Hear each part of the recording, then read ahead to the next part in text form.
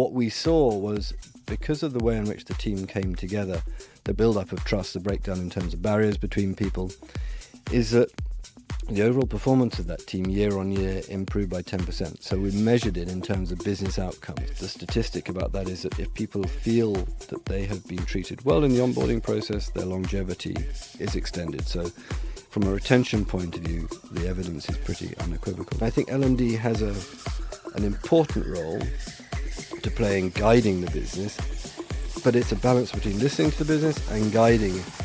And that depends upon credibility. This episode of L&D Disrupt is brought to you by HowNow, the learning platform that actually makes learning matter. Because let's face it, you could push out loads of content, track skills in a spreadsheet, drown in admin, and still not know what's working. Or you could use HowNow to connect your people to the skills they need. Deliver learning in the flow of work and prove it's making a difference. That's how modern companies like Depop, Trainline, Crunchyroll, SoEnergy, Forsaven, TomTom, Investec, and so many more do it. Learn more at gethownow.com. Hello everyone. You're probably expecting to see Nelson here, but Nelson is no longer. We have had an upgrade. My name is Pauline and I'm VP of People at HowNow, and I will be your host for L&D Disrupt Season 4. We have a fantastic guest with us today. I have the pleasure of welcoming Ian with us today, and we are going to be talking everything about business outcomes and L&D. So Ian, welcome to the show. How are you today? I'm fabulous. Thank you so much. And thank you so much for inviting me. Oh. It feels like such an honour to be part of kicking off Series 4, episode 101. We said earlier, I feel a bit like a Dalmatian. I'm black and white, so maybe that's coincidental.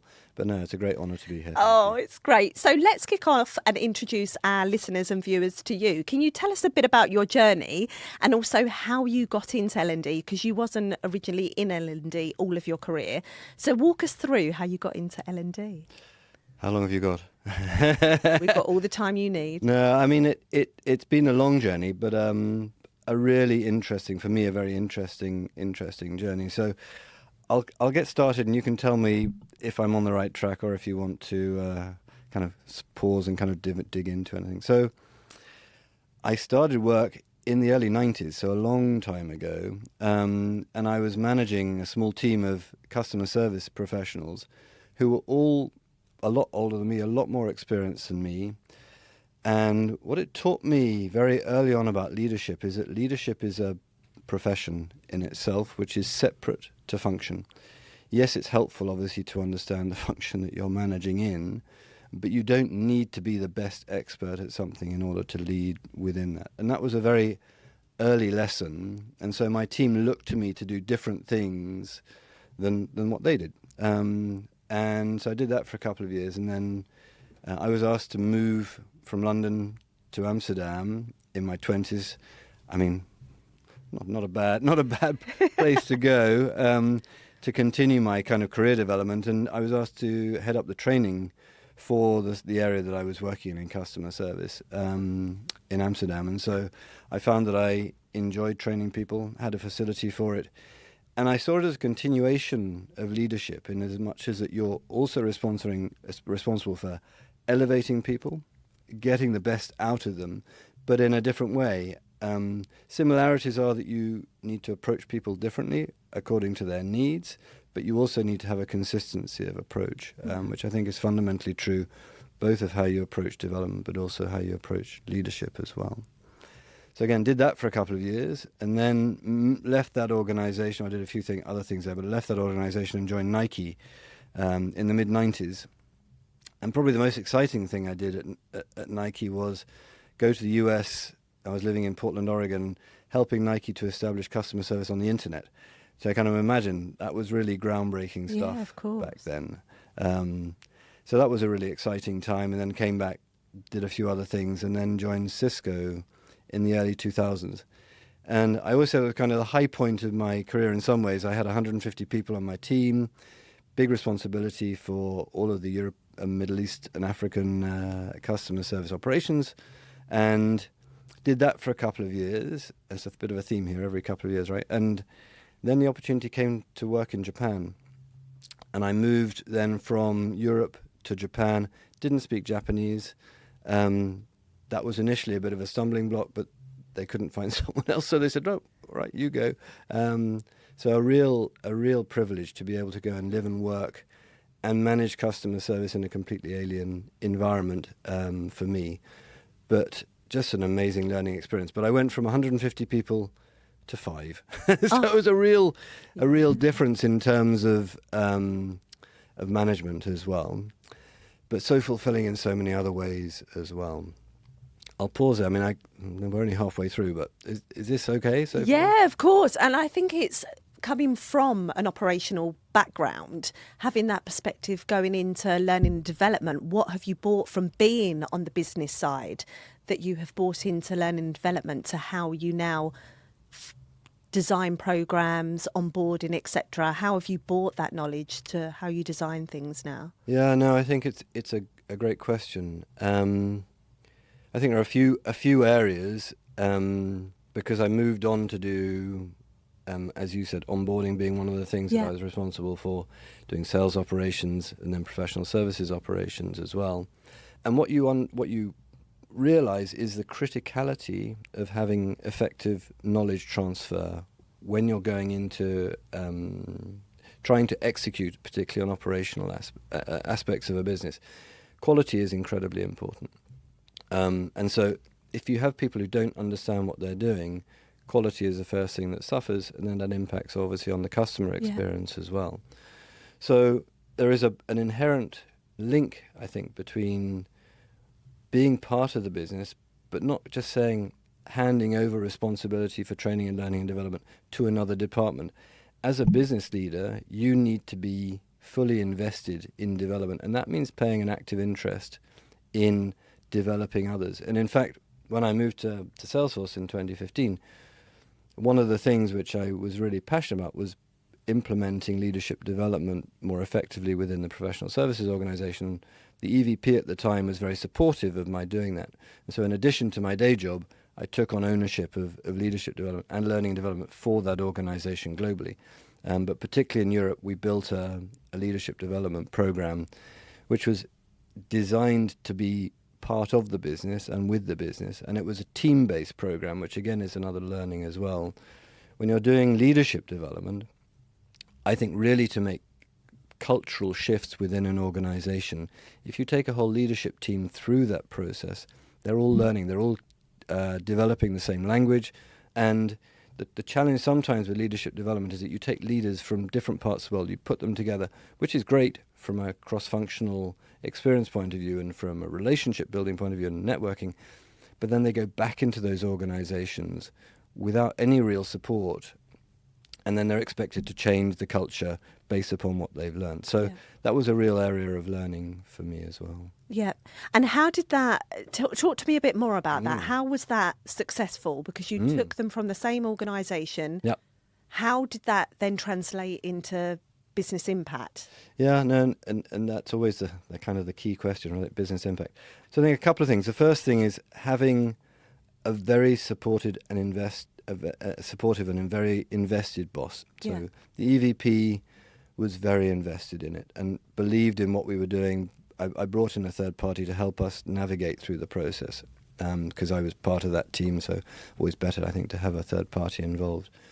But as you say, it's not just a vanity project. It's not this kind of like, well, let's get together and have a good time. It is focused on how we're actually going to drive the business forward. And what we saw was, because of the way in which the team came together, the breakdown in terms of, or the build-up of trust, the breakdown in terms of barriers between people, is that the overall performance of that team year on year improved by 10%. So we measured it in terms of business outcomes. Now, you can argue about the difference between causation and correlation. Almost certainly there were other influences there.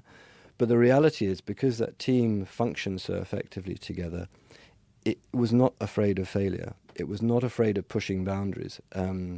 It's a story which I always tell about this leader.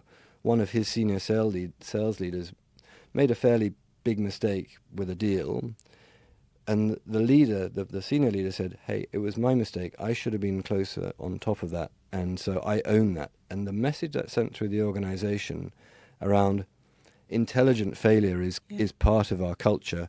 We're trying to push the boundaries all the time, and people do make mistakes. And as long as you make it once and you learn from it and you move on, that's okay. We obviously don't want that all the time, but it's okay. And that psychological safety rippled through the organization. And the other point of reference I always use is that group of people which came together 10 years ago, we still have a WhatsApp group. Yeah.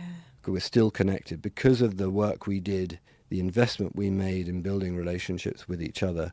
That became then a strong bond, which, very different people from different parts of the business. A lot of them now have left that organization, but we're still connected. Yeah, that's a great story. Yeah. And I know mentorship and coaching have been huge in your career as well. So can you talk to me about, how that influenced how your career growed and then how you're giving that back?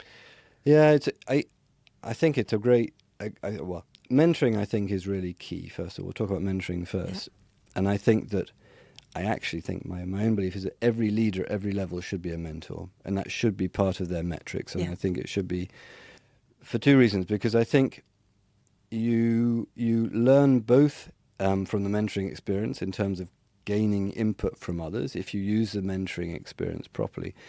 And it's not just a matter of sitting down with someone having a chat. You've got to come in with a plan of what you want to achieve from that relationship. And you've got to be selective in terms of, I want this person to mentor me because they have these skills which I want to learn from. Often people go, I think that person's great, so I just want to have them as my mentor. So, yeah, but they're 3 levels above you. They don't have very much time. Are you really going to get what you need from this person? Really be targeted what you need from a mentor. So that's kind of the first learning. So I remember one of my first mentors when I was working in supply chain a long time ago, and it was someone who was a VP of manufacturing at Cisco. And I approached him and I said, I would love for you to be my mentor because I could learn a lot from you. And we got in together and he said, what do you want to accomplish? And so I went through a list of stuff I'd prepared. And he said, if you hadn't come in with that, I would have told you to go away. So it was a really good learning for me. You've got to come in and respect the time of your mentor.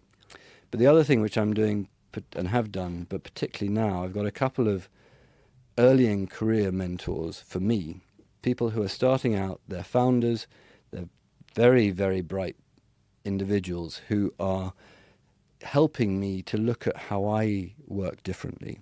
And I think that's really, really key, to remain curious throughout your career about how you can shift how you work as a leader, and not just assume, well, I've been doing this for 30 years, no one can, old dogs, new tricks, blah, blah, blah.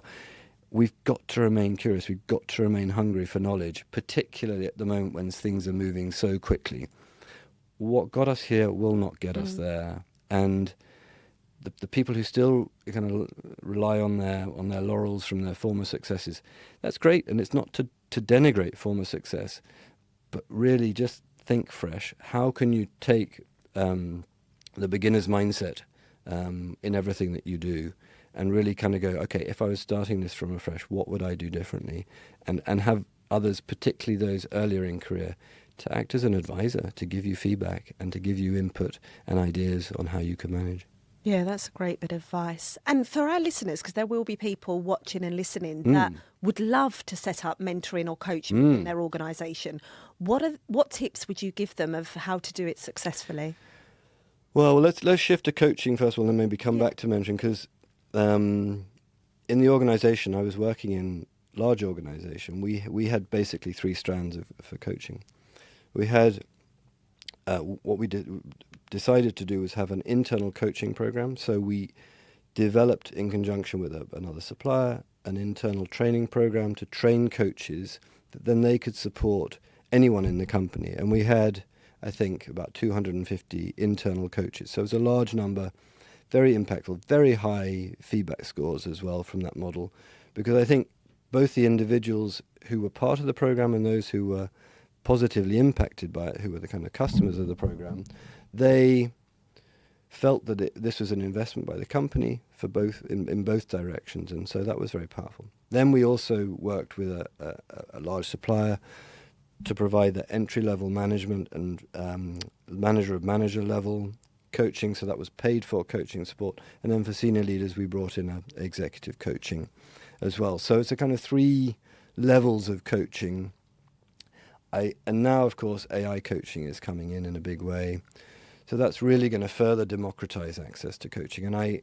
But I still think that there is not a full overlap yet between AI coaching and human-to-human coaching, because I think people want human-to-human coaching not just for the coaching, but actually just to be able to share what's going on with their lives from a professional point of view, and just need someone to as a sounding board as much as a coach, because coaching is a very kind of formal process. So that would be kind of on the coaching side. On the mentoring side, again, I would make it compulsory, honestly, if I could.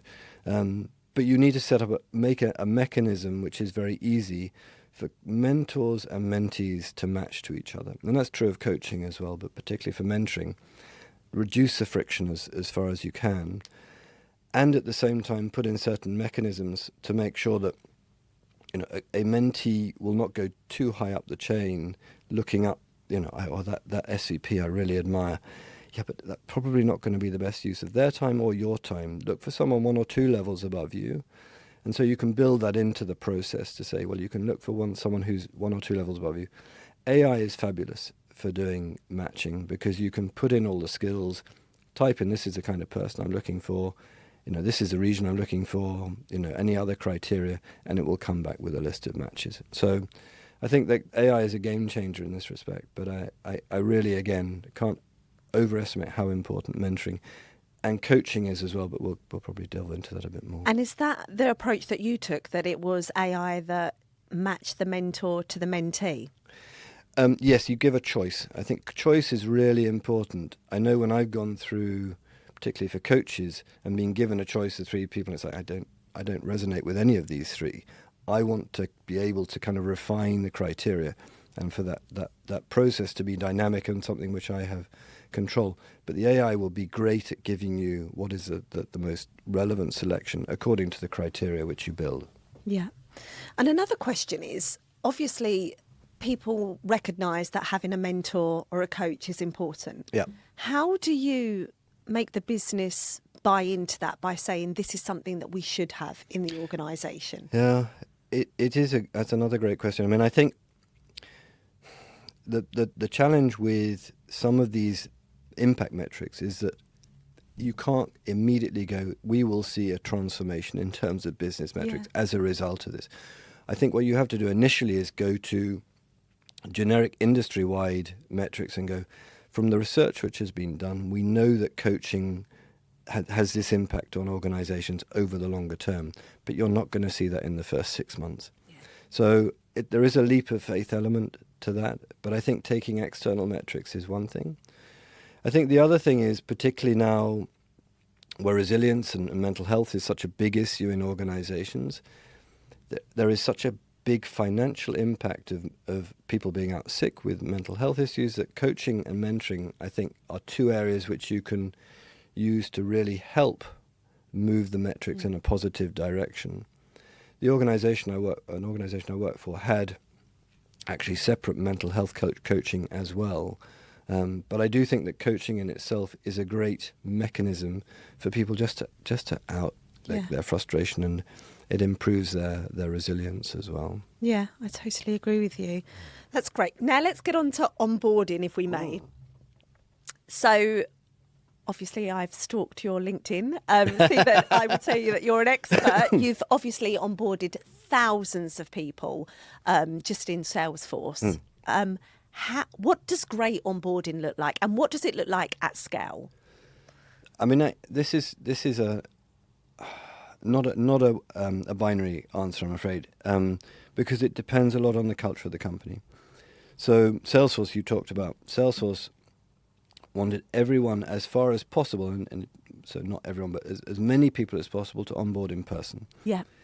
They felt that was the best way to imbue culture and cultural exchange into people from the get-go, Obviously, during things like lockdown, that was not possible, and there are certain other constraints. So the company probably onboarded about 2/3 of its people in person and a third. So I think that's a key question to ask if you're wanting to onboard, and if you're growing at pace, do you want to make that investment in in-person onboarding or not? The value, of course, is that you're accelerating people's sense of connection. And the statistic about that is that if people feel that they have been treated well in the onboarding process, their longevity is extended. So from a retention point of view, the evidence is pretty unequivocal. It's a good thing for retention. The second thing is to have the right amount of infrastructure around it to support that process. So the team that I was responsible for making sure that all things like the flights, all of the nuts and bolts around making sure that people were in the right place at the right time. They had their laptops, they had all of the things necessary so that when they arrived on day one, they had the badges. Everything was working smoothly, so they didn't have to worry about those kind of things. The hotel was booked, etc. And so, meals and everything. So I think if you're going to do it again in person, make sure that all of that is properly handled and does not come back onto the individual, because not only will that distract them, it'll make them more nervous, it'll make them feel less good about the whole experience, but it will detract from the efficiency of ramping them up quickly as well.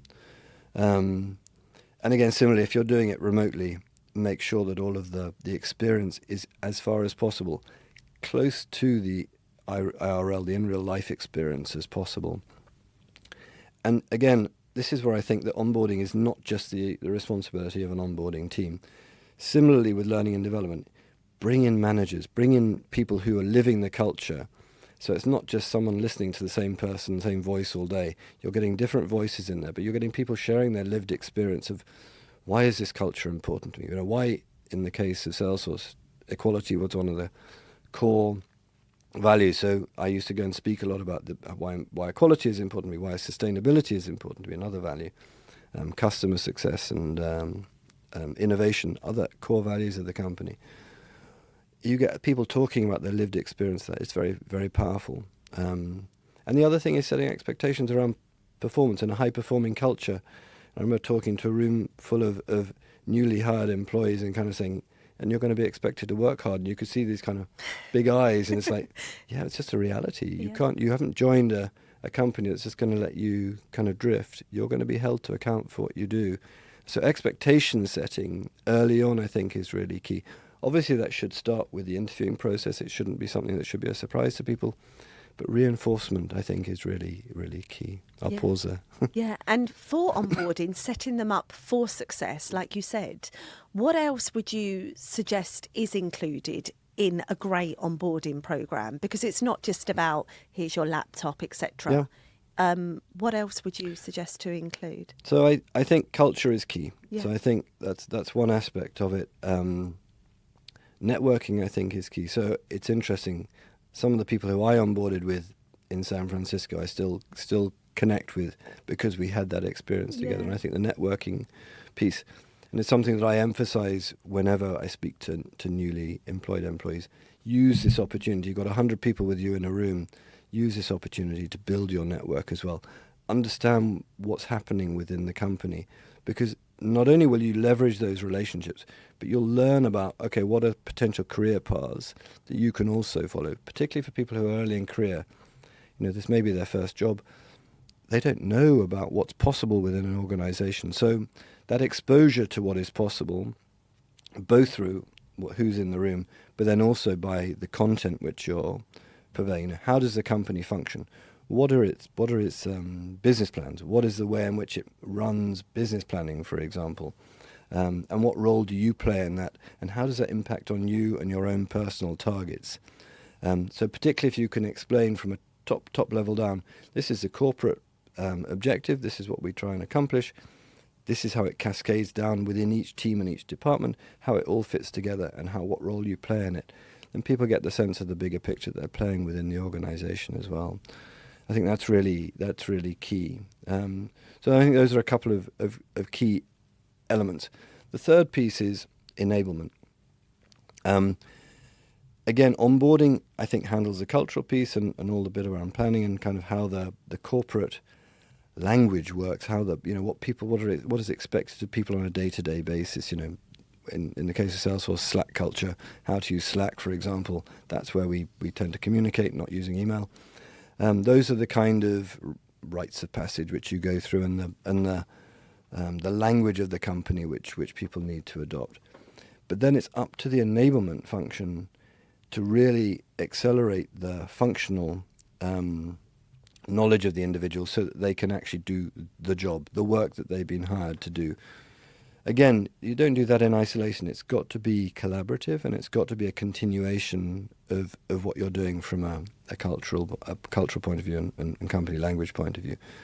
But that's the other key element as well. And that's really where the rubber hits the road from getting people up and running in their roles successfully, making sure they really understand what it is they've got to do and how that impacts on how they will be measured for their performance as well. Yeah. And obviously, HowNow, we provide obviously knowledge and shared knowledge, and you can do onboarding pathways, etc.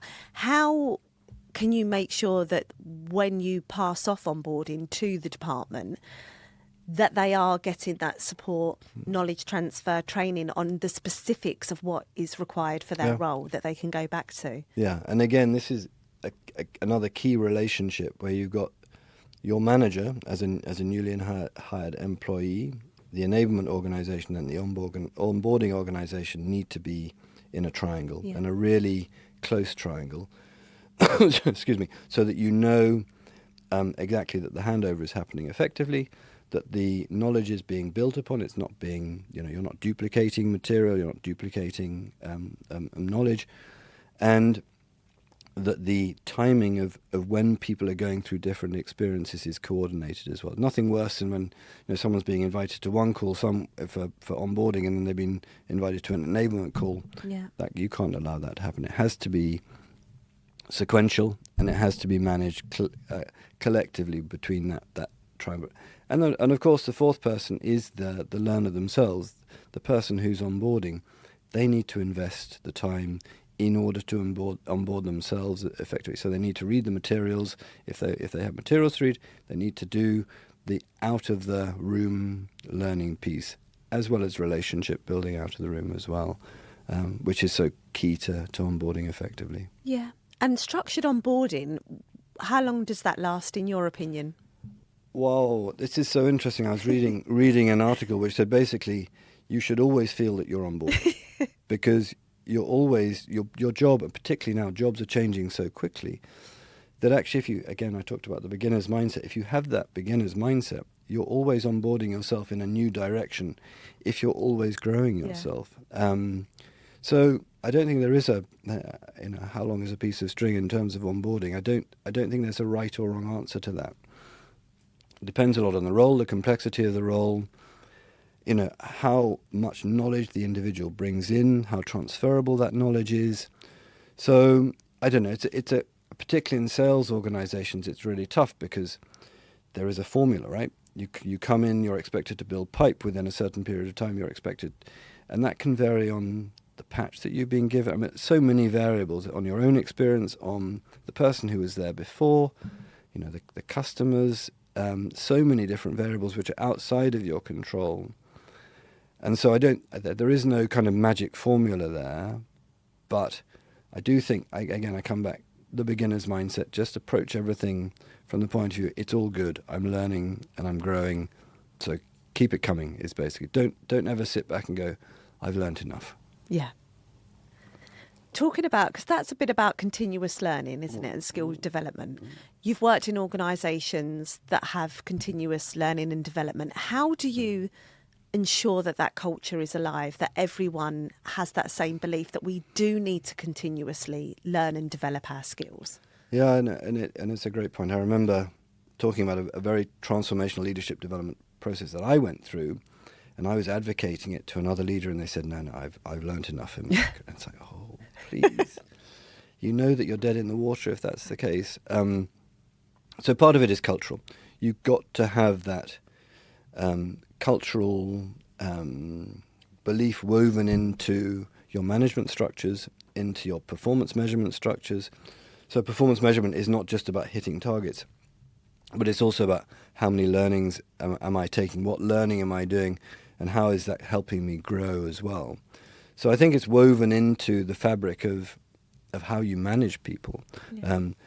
And I think, this idea that learning is the preserve of the learning and development department is well, if it was ever old-fashioned, it's definitely old-fashioned now. It's totally not fit for purpose. L&D needs now, and particularly now with AI, to take on a slightly different function. I wrote an article about this recently about we need to kind of break apart what we've done before and reinvent ourselves as a profession, because so much learning now can happen in the flow of work. Yeah. With AI. You can ask AI for feedback about, I've got a difficult conversation I'm preparing tomorrow. AI, can I practice with you? So it's this kind of idea of AI coaching in the moment it's fantastic, it's powerful, and it's targeted to what you need at a particular time.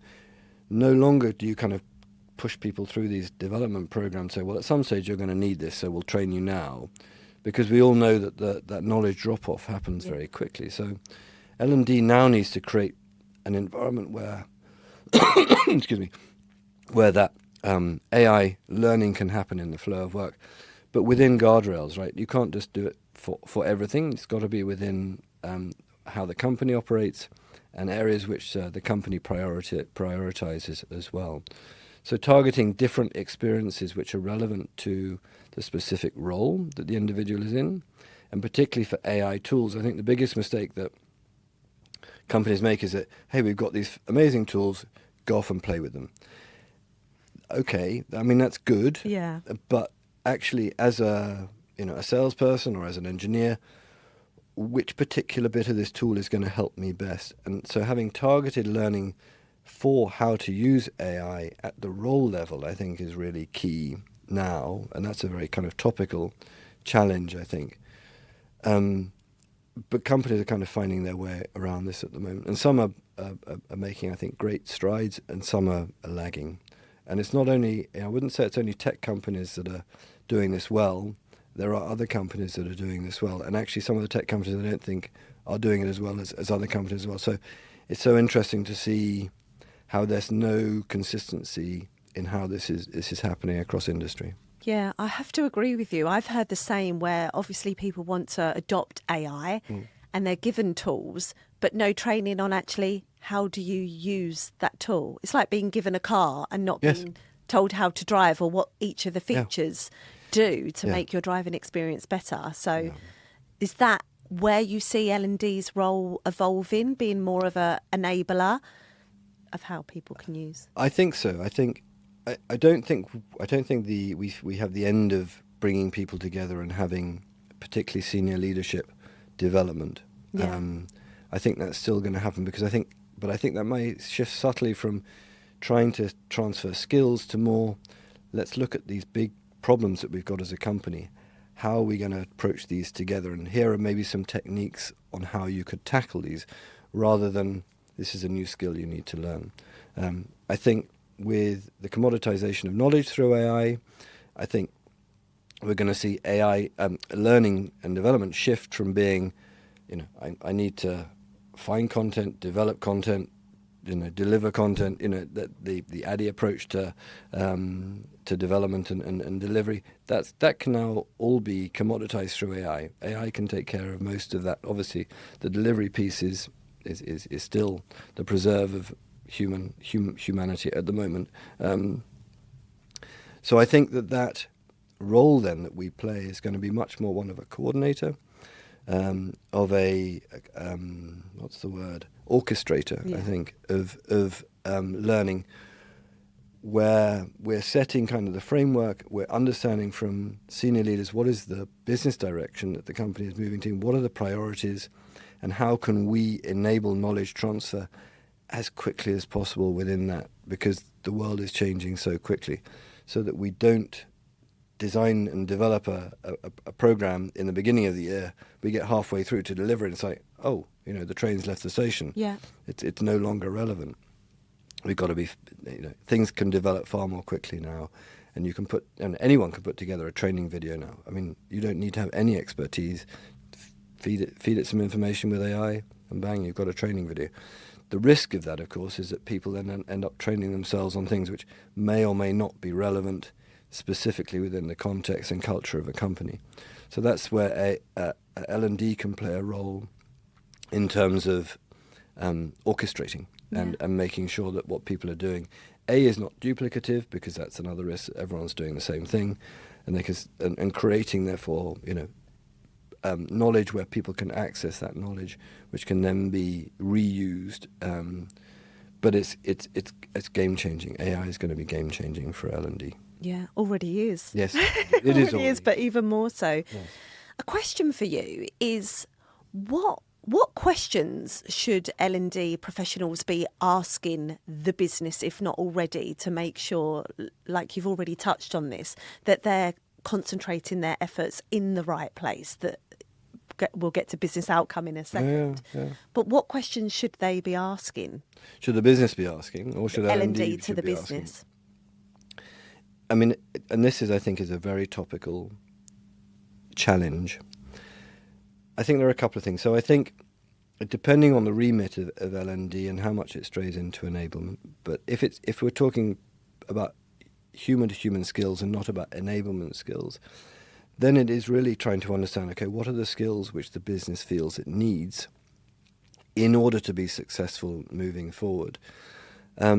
The challenge with that, I think, though, is that sometimes the business will come back with, well, we only need these, what I would call binary skills. We only need how to use AI, or we only need to use these tools.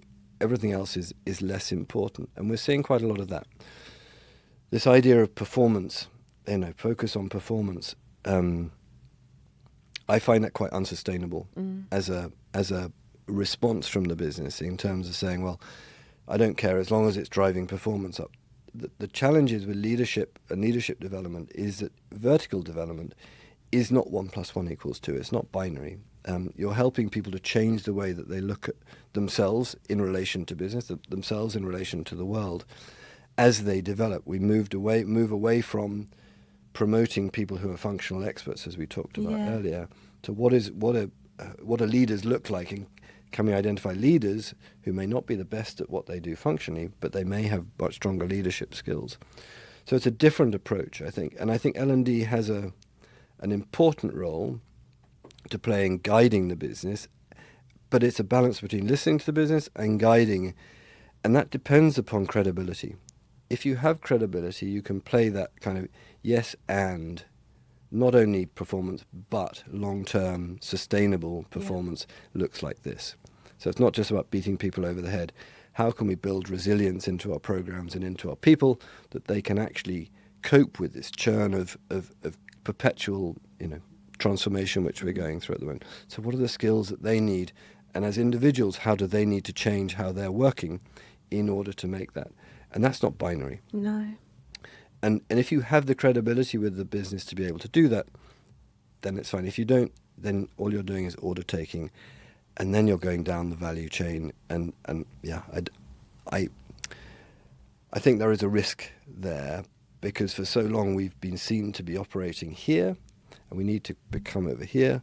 So I think L&D professionals themselves need to transform and need to be taking a lead, particularly in how they're using AI, but also how they are leveraging, I know we're going to talk about business impact, but how they're leveraging tools to measure impact, but communicate to the business in a way which the business says, yes, okay, I understand that, and I'll take a little bit of the stuff which you're proposing, as long as I can have a bit of the stuff that I'm looking for as well. So I think it's going to be a little bit of give and take in the immediate short term. Yeah, I love that. I love that piece of advice. Business impact. Big buzzword. I mean, that's ultimately what we're driving for. Yes. You do this to create a business impact. Yes. What would be your advice to L&D people saying, I've done this, now what do I need to show the business to show that has had an impact? Yeah. I mean, a couple of things. So there's a specific example I often use when talking about business impact, which is when I was a coach in one of our leadership development programs. We were talking with an individual, and we said, well, not an individual, but with a group, and said, what time are you making for reflection? Because as leaders, you should be making time for reflection, because you're always doing. You're never kind of sitting back and thinking and having time for creation. And one leader took us at our word, and the next Monday came in and said, right, I'm clearing my diary for Monday morning. From now on, 9 until 12 is reflection time. And he was a country leader. And so everyone kind of kicked off and said, well, but what about all these meetings, which, But he kept at it, and for 3 or 4 weeks, and everyone kind of going, oh, what's going on? And then they all started going, well, if he's going to clear his diary, then I'm going to do it. And that, for me, is a very good example of behavior change coming out. But how do you measure that, right? Yeah. Because I happen to know that individual, and he told me that anecdote. But that doesn't come out at the end of a program, right? You don't go, okay, has everyone come out and done something kind of equally dramatic? But that's really what you're looking for, and that's what the business is looking for in terms of, well, show me the money, right? Show me what people are doing differently before they went away at this very expensive program, and now they've come back. And I think that's a real challenge, because often behavior change is more subtle than that, first and foremost, and you can measure it through things like surveys and employee surveys and stuff like that, which I think is valuable. It doesn't give you the performative aspect of it. Obviously, there are business results which you can look at and go, well, the business has improved since that person went through. Again, causation versus correlation, difficult to evidence that. Again, I'm going to come back to AI. I think AI is going to be a game changer in this respect, because I think if you're using the tools which are available to observe you, and you're willing to be open to the feedback, AI is the best objective provider of feedback that you can have, because it sounds so counterintuitive. But if I go to AI, and I did this using a tool called Slackbot, AI, look at all my emails and Slack messages in the last 2 months or whatever, or 6 months, whatever, and tell me what are the 10 things I should be doing differently. And I did that. And it came back with some pretty brutal feedback about, you should be doing more of this, less of that, and it was spot on, because it's not taking someone else's opinion. It's observing your behavior literally and going, this is what you should be doing differently to be a more effective leader. And that's a game changer. It really is. If people are open to it, and people are more open to it, because if you said to me, hey, Ian, I'm going to give you some feedback, I'm immediately going, whoa, no. Run. Yeah, exactly. Because, what's she going to tell me which is going to make me feel insecure? Or you immediately, you assume that position, right?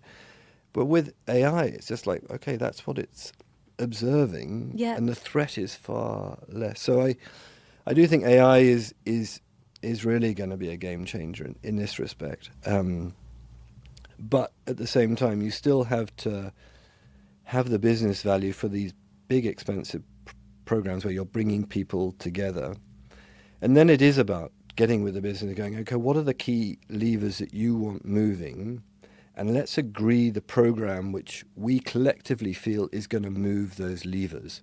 Rather than L&D going, okay, we'll go away, we'll design something, we'll come back and we'll do it. It's got to be a collaboration. So whether you create I don't like the word committee, but a steering group of people that you work with who represent the leadership team, so then it becomes a shared output. It's not just that we're handing something over, but we're doing this together. Because if the business truly believes that the L&D and learning is important, they will invest that time. And the other piece I really think that companies that do this well is bring senior leaders into the room to observe what's going on, to contribute and to be part of the learning experience, and to share war stories as well. I think that's so important, that they share their experiences, what has worked, what has not worked. And the most powerful stories are often those things which haven't worked, where they've fallen on their face and they're prepared to talk about that publicly and go, I screwed up, and this is what happened. And you know what? Whatever, I'm a stronger person for it, whatever the messaging is, or I had to take time out from the business because I was burnt out or whatever. Vulnerability is such a powerful tool in connecting people and connecting people with learning, because people kind of go, wow, these people are human after all. They're we tend to put our senior leaders on a pedestal and assume that they have some kind of superhuman powers. I remember listening to Jacinda Ardern, the former Prime Minister of New Zealand, said, I was shit scared every time, I went in front of Parliament, but I still did it. And very vulnerable, but I think that's so powerful when people say that, because if she did it, then maybe I can do it. I do think there is a risk there. Often companies bring in, for example, extreme athletes and go, we'll have this person to talk about how they conquered Everest 15 times in a month. And it's just like, that's so far removed from our day-to-day experience that it's impressive and it's lovely to hear that. But I don't think that kind of learning really translates into people's day-to-day lives. It's got to be something that people can relate to, which is something, I can do that. That's something which is within my reach, rather than, I'm never going to be able to do that. So, interesting story, but thanks. Yeah, never going to be able to do 30 marathons in 30 days. Exactly. Though it's inspirational. Exactly. Or would I want to? That's another question. Not on my bucket list. No, exactly. But what you said is so true, is making it more relatable, isn't it? Yes. And I aspire, when I see people saying I failed or this was my journey, it really, I know for myself, it really resonates with me. That does resonate with me. So, I can understand that. And what you said about the AI feedback, telling managers to have hard conversations is so hard, but having that where they can practice and fail in a safe environment. We have HowNow Guru, which is similar to what you used, but practicing those scenarios. Yes. And you're like, it's just giving me feedback. There's nothing else behind. It's golden. It's really golden, and that's where it's a game changer. Yeah. Because we still need that human-to-human feedback as well. But it's the one thing which companies really struggle at, is that giving constructive feedback effectively in a compassionate way, in a way which is not all about me and what I'm experiencing. It's also about, what are you going through? Very often we start off with feedback. I need to tell you something, rather than tell me what's going on in your life at the moment. Yeah. And then you get a whole context like, oh, wow, now I understand why this might have happened, because you've got that wider context. I think it's key. And AI has a role to play in preparing people to do that much more effectively than they do at the moment. Yeah, no, definitely. Just a question for you, because again, coming from outside of L&D, what has been the one thing you can say your perception has changed around learning and development, from not being in learning and development to now being in learning and development? It's a really, the one thing which I was really concerned about is making the move from the business into L&D as someone who is passionate about it and had studied a fair amount but was not deeply qualified, didn't have 20 years, a PhD, whatever, was credibility for me personally. But what I was continuously told was, but you have this other thing which we don't have, which is that business experience of how this is used in practice. Plus, I was also very much involved, as I've said, people should be, in terms of participating in leadership development, participating in onboarding events for other people. So being part of the fabric of learning and development, so that you don't have this kind of us and them thing, but there is this kind of connection here. So I think my key learning is, if you come in from the business, that's your superpower, and use that superpower, but try and build around that then some learning specifically to, how do you develop leadership development programs, whatever area you're in, that the nuts and bolts of how to do. Observe an awful lot. That's really a great way. The whole 70-20-10 model, I think, is really helpful here. Is just go and do stuff, and observe others, and then do a bit of formal learning on top of that. But I think the key thing is to get over yourself. Don't have fear. Trust in yourself. If you're passionate about the topic, and you've been involved in it to some degree or other, which is why you're now getting into it full time, you're going to naturally evolve into this space, and you'll be successful. That for me would be my advice. Don't worry about it too much. Just go and do it. And, it's eating our own dog food or drinking our own champagne. We always say, hey, experiment. If you fail, that's fine. It's learning, right? But if you're not experimenting, then you're not learning. And there's got to be a bit of friction with learning anyway. Yeah, definitely. And then what advice would you give to managers who aren't in L&D about their responsibility for upskilling and continuous development within their teams? Yeah, and I think so it's a bigger picture here, which is I think managers at the moment are going through a really difficult phase, period, whatever. I think companies are putting more and more responsibility onto managers' shoulders because they think AI is going to take off a lot of the workload. Yeah. The reality is, if you're a good manager, you should be spending most of your time with your team. Yeah. You should be spending most of your time managing people. And yet managers are being given a higher span of control, so they're getting more people to manage. So their workload is actually extending. They're trying to make sense of what's going on in the wider world, and they're trying to make sense of AI and what impact that's going to have on their team and their jobs.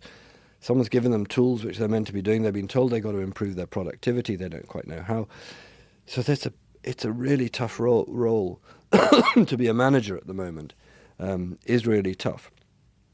So I think that going back to what we talked about earlier, we L&D and leadership need to be much more targeted in terms of, okay, if you're going to give people productivity targets, increase productivity targets, make sure you have the tools which are relevant to them as an individual. Don't just give them as you say, give them a car and a manual and tell them to get on with it. It's like, no, sit with them, show them how to run it, and guide them through that process so that they can then use the tools effectively to become more productive, and their teams equally can also do that.